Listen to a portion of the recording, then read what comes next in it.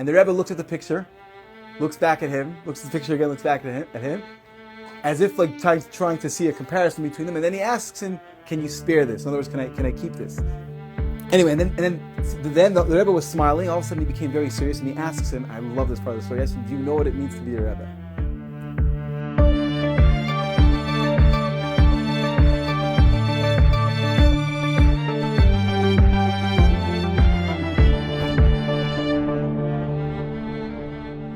MITZVAH, everybody. Oh, that was the start. Good luck. This week, Is a hot event? it's a Hakel event if you want it to be. Sure. It's always Hakel event in spirit. This Maseh Shabbos, we just came out of Yud Shvat, and so of course we're going to say a story of the Rebbe. This week's story is actually out of the book My Story. You should check it out if you've never heard of it. And I'm going to say a part of a story over here. Right, you're supposed to do things with Shem Emre, so you know. Who wrote it?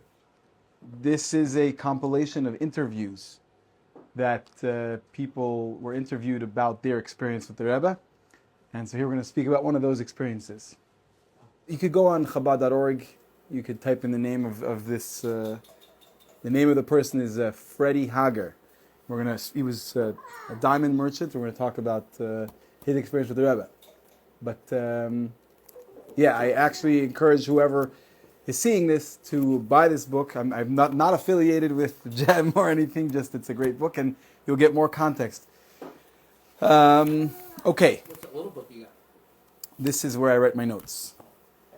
That's not for sale, people. Okay, so here goes the story. There's a man whose name, I think, if I read correctly, if I registered it, I read correctly, he passed away in 2011.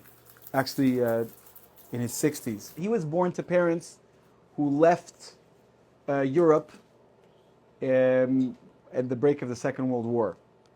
He's actually from Hasidic background. His grandfather was a Rebbe in a town in modern-day Ukraine, in Carpathia. And the Carpathian Mountains, that's what they know. Today it's modern-day Ukraine. I don't know how long it's going to last. That's a joke. But We know what side you're on. just being objective here. But Demonetized.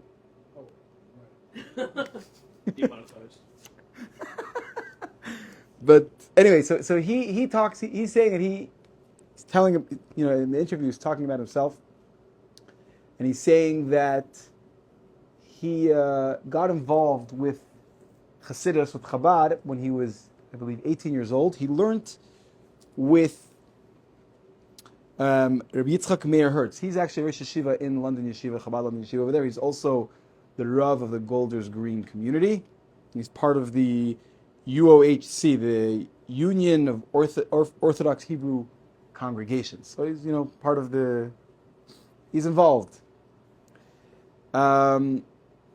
And the more involved he got in Chassidus, the more he wanted to see the Rebbe. He actually, when he started going to the University of London to study economics, and he was involved with Chabad on campus over there. I wonder how it looked back then, actually. What Chabad on campus looked like back then, compared to what it is now. But he he got very involved, and he wanted to see the Rebbe. So one summer he took a summer job. He made enough money to be able to afford a student fare, and he went to the Rebbe. It was 1969, and the first man had just landed on the moon, and the Rebbe, when he arrived by the Rebbe was bringing about that, drawing a parallel between how, going into the unknown, people going to the moon, an unknown environment, and how, and drawing a parallel to our experience in being in this world and Torah and mitzvahs, and how we have to go out of our boundaries.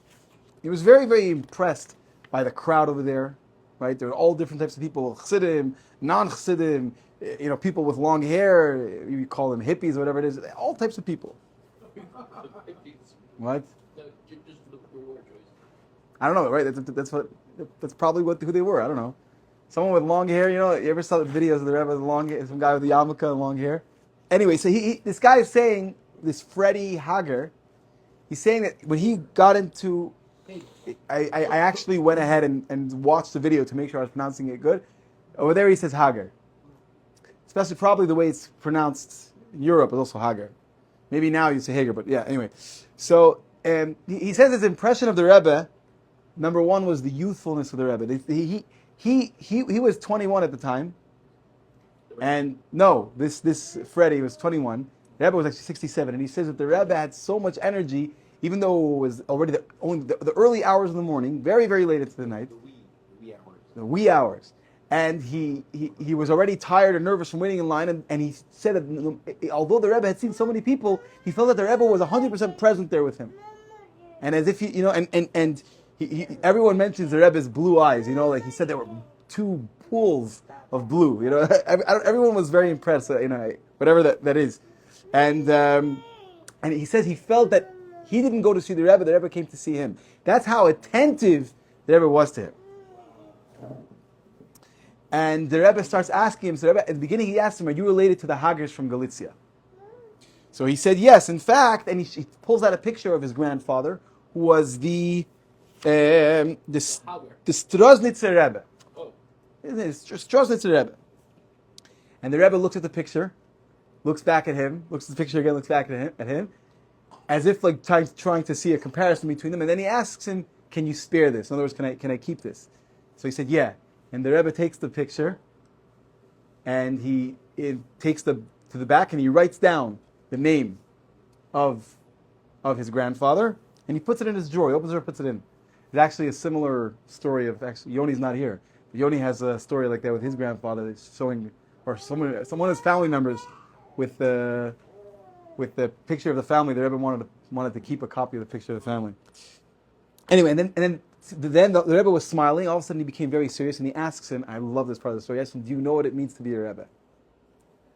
And him being a young man, he doesn't know what to answer, so he kept quiet. And the Rebbe continues, and he says, the first Rebbe was the Baal Shem Tov. And what he did was, he made sure that before he went to sleep, he had no money left.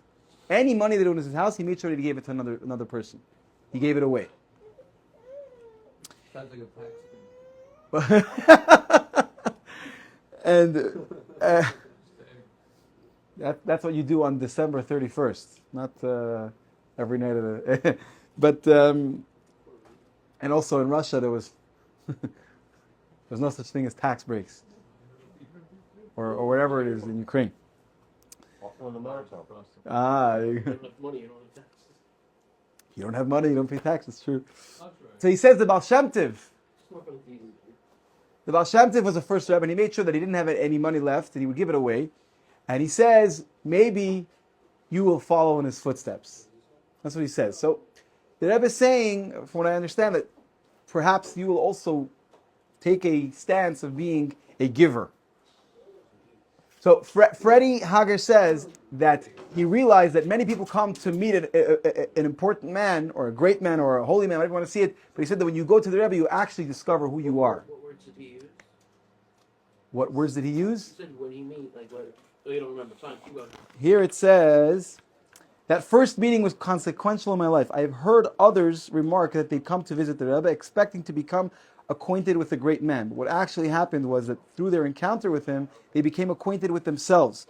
They found some sort of peace. They found their true inner selves. And this is very much what happened to me. This is what he says. Yeah. And then he goes back home. In January 1970, this is Tafshin Lamed, he visits the Rebbe again, but this time he comes for the 20th anniversary of MITZVAH, of the Rebbe's Messias. And again, he notes that the Rebbe was full of energy, and by the Farbrengen, and he wasn't planning on seeing the Rebbe because he had just been by Yechidus 6 months before. So, the Rebbe doesn't have time, but the Rebbe actually asked any out-of-town visitors who came for this occasion, for Yud Shvat, I want to see them. So Rabbi Groner tells everybody, we're going to including Freddie, he says that everybody, when you go in, you can ask for bracha for your family, whatever, but you don't take the Rebbe's time. Don't start conversing with the Rebbe. You just can ask for brachas and that's it. And so he goes in, and he mentions, the minimum he's allowed to say. Rabbi Groner prohibited anything else. But the Rebbe says, I noticed that you haven't discussed anything that we discussed last time. So he says, listen, Rabbi Groner said I shouldn't be mentioning other things to you. I shouldn't converse with you. So the Rebbe had a big smile and he says, how about I ask questions and you answer? Maybe Rabbi Groner maybe he'll be okay with that. Amongst the things that the Rebbe asked him was, he asked him, he was going to the University of London. He said, do the Jewish students have access to kosher food or the kosher facilities? So he answers that right now, actually, there isn't. Why? Because the Hillel building is being renovated, and while it's being renovated, there's no kosher facilities. So in 10 months from now, when it's finished, there's going to be kosher facilities again. So temporarily, there's no kosher. So the Rebbe gives him a very stern look, and he says, so for 10 months, for 10 months until it's built, it's okay, it's permitted to eat non-kosher? And he's frum. He didn't know what to answer. That's a really solid guilt trip right there. Strong words. So he doesn't know what to say. He said he felt he felt very stupid. He says, I felt really stupid, but I didn't know what to say. So the Rebbe says, he said, I understand that the University of London is dotted around the city. And he says, I don't know how the Rebbe knew this, but it's true. They're not like a regular college campus. They have different buildings for different, what's the word? Different departments. Right, different departments in different places. So he says, now, the Rebbe says, so it would be correct to say that even when the Hillel building is built, that only people who are very committed to kosher are going to go there, but everybody else are going to just eat what's in front of them. So he says, yeah, you're right. So the Rebbe said, so what can we do about the students who need kosher but won't look for it, won't seek it? So he didn't know what to answer. And the Rebbe continued and said, what would happen if we made a service, a kosher service, and we invited people, like we made it public? And right away, Freddie gets very, very excited and says, yeah, and we could invite lecturers, we could do outreach. He gets like mamash, like, Chabad on campus. The Rebbe says, no, that's not what I meant. The Rebbe says, very nice, not what I meant. I meant very simply that a Jewish boy should, instead of sitting next to a non-Jewish girl eating non-kosher food, he should sit next to a Jewish girl and eat kosher food, right? To prevent intermarriage and to encourage mitzvahs. Don't start, getting all holy on these people. Make sure that they have kosher food. They can marry a kosher girl, basically. That's not the Rebbe's words, but yeah. And he says the Rebbe's first words found their mark, and he spoke to London. He spoke to a friend. And they started a meal service. They actually collaborated with one of the restaurants in London. And they actually had meals. They delivered kosher meals to 3 colleges. The London School of Economics, King's College, and Imperial College. And it went on for many years, and it was a very tremendous success. And he had to raise a lot of money for it, because it had to be it has to be sponsored. He says he actually spent more time fundraising than he did studying, and his grades reflected it. And this is maybe what the Rebbe, it doesn't say this in the story, but I'm trying to find the place, what the Rebbe told him, maybe you're following your father's footsteps. He sacrificed his own schooling so that Yidden could have food, kosher food, and could be in a kosher environment. And he says, what amazes me most about the story is this monumental idea to allow hundreds of Jewish students to eat kosher came out of a 10-minute audience with the Rebbe. And many people's lives were changed by the idea. But even more than this was the uniqueness of the Rebbe's approach. He wasn't only worried about his chassidim. The Rebbe was concerned about the wider world. He was concerned about people that he'd never met, whom he would never meet. This was utterly amazing to me. So yes, Gutvach. And this is something, I was having a conversation with a friend today. I was talking about how certain people, look at the Rebbe and they say either they do think most people, normal people believe the Rebbe was a holy man. They don't look at the Rebbe like someone who's a nasi. And really, if you look, the Rebbe is the only one who cared about a Jew in the corners of the world, who cared about someone who totally disconnected himself from Yiddishkeit. And that's what the Rebbe is. The Rebbe was concerned about every neshama, the Rebbe is concerned with every neshama and takes care of all of us. And may we be reunited with the Rebbe. May the Rebbe be nisgala. And Gutvach. Thank you guys. And I hope you found this story inspirational and.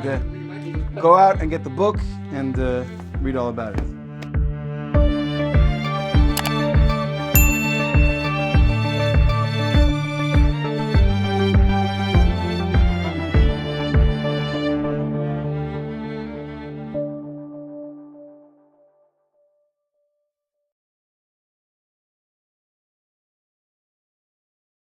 Well, no, we're talking about men, but yeah, not the whatever. Okay, that actually might be I didn't say anything. controversial these days.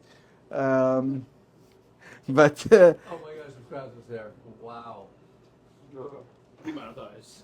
if you're gonna comment, you have to be in the video. So, no, I'm just kidding. Also, we need you to subscribe for Play Hard, Play Hard. We're only 10 subscribers away. Play Hard, Play Hard, Play Hard. PH times 2. Ah, Or PHX2, because we are less than 10 subscribers away at this moment to reaching a goal of 300.